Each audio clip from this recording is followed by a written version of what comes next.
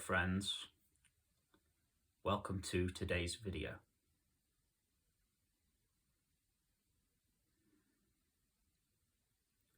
So I was driving my car here and the thought came into my mind. You do not know how powerful you are. You do not know how powerful your awareness is. You do not know how powerful your consciousness is.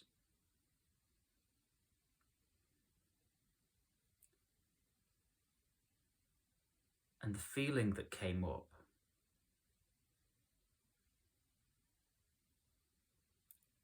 and the thoughts that came up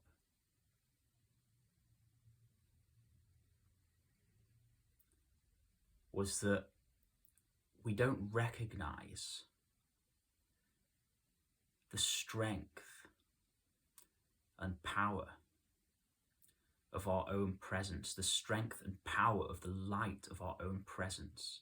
We've lost touch with the light of our own presence. We've become identified with these thinking patterns and these emotions, and we've become identified with these thinking made selves. In spirituality, they call that the ego. And so we feel victimized by our emotions. We feel victimized by the reactions that come up within our bodies and our minds.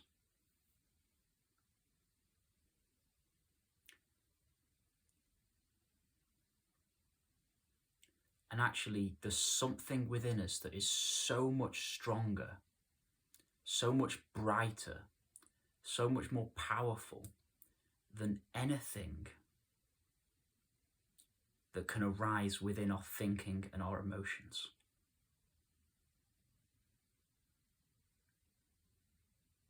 And anybody who starts watching videos like these, anyone who starts getting an interest in awakening, anyone who starts having an interest in spirituality, an interest in living a higher life, has started, at least, to become in touch with this place inside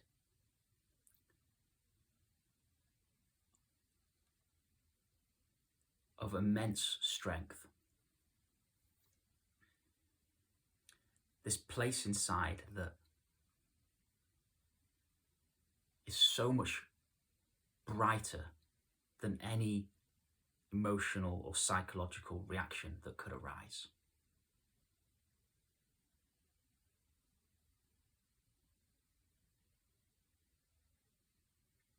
Now the mind can come up and the mind doesn't want us to recognize the light of our own being.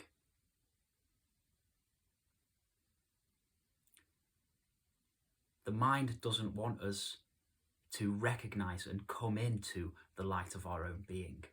Because when we sense the light of our own being, when we start enjoying and savoring the light of our own being, and the light of our own being starts becoming more vivid within our awareness, starts becoming more of what we identify with, the mind gets scared. Because when your being comes forward, the mind subsides, the mind dies away, and the mind doesn't want to die, it wants to grab on.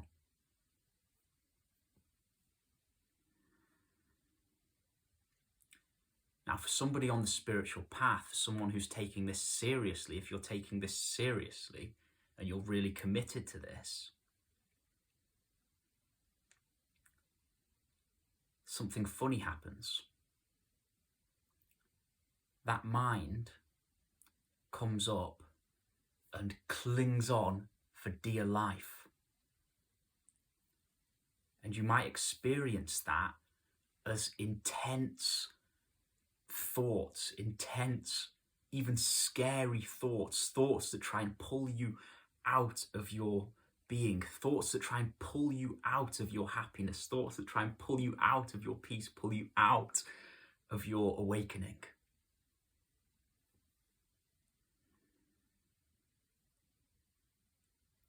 Now, I've just said this, the thoughts come up, they try and pull you in as if they're like some negative force within you. But as I'm talking, I'm starting to realize that even that mind coming up and pulling at you is part of the awakening process. That's part of you coming even deeper into your own being. Because if you want to be free, you need to find a place within yourself that cannot be touched by thought. You need to find a place within yourself which is brighter and more vibrant and stronger and more powerful than thought. This is so important that we get to a place within our own consciousness, we get to a place within our own awareness where we are no longer pulled in by this mind. Now, I'm feeling quite passionate about this, and that's probably because I've been tested incredibly with my own mind.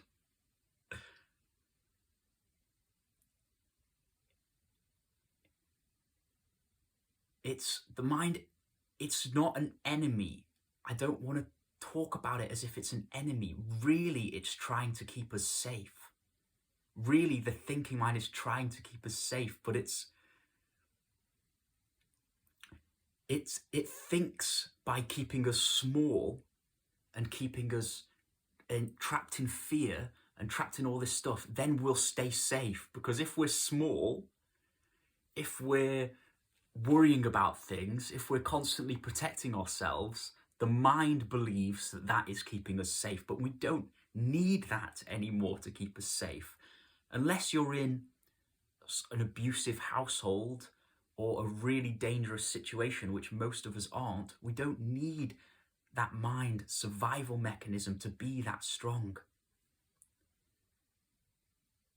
And the stronger the mind, the deeper one needs to go inside, into their innermost being. And so having a strong mind is not a negative thing. In fact, the stronger the mind you have, the more intense these painful thoughts, the more likely you are to go through a shift. The more likely you are to shift from mind identification, believing the thoughts, into your being.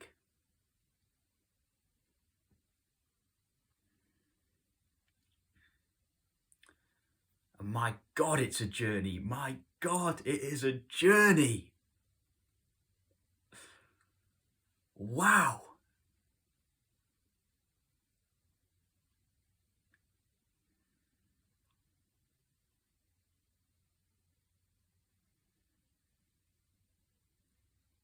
And we just need to stay committed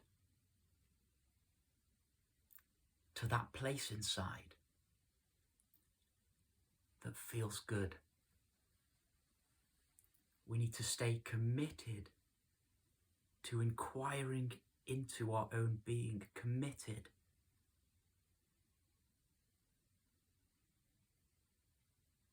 to peace.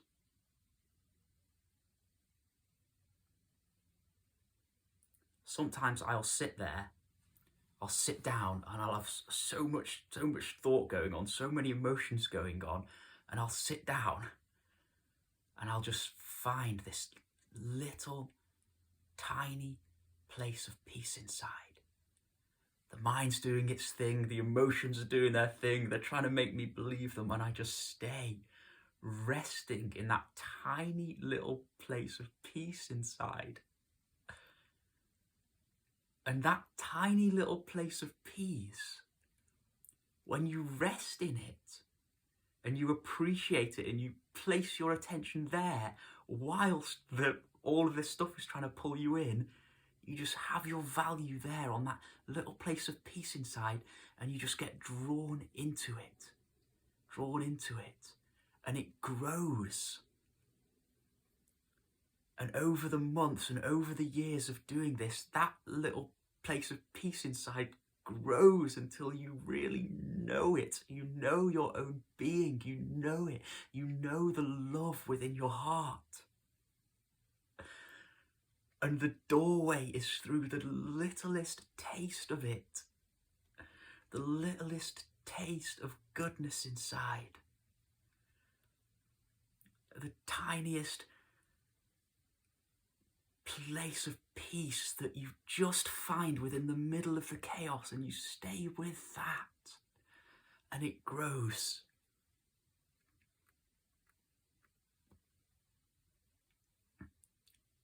And that's just one of the practices to help go through this awakening process, this internal transformation that I use. There's many others that I talk about, but for some reason that was the one that landed just then. Okay, thank you for listening. Namaste. See you on the next video. Take care.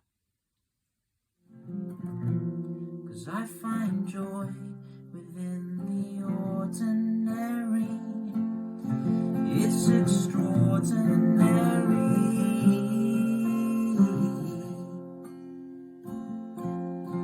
Oh, the ordinary.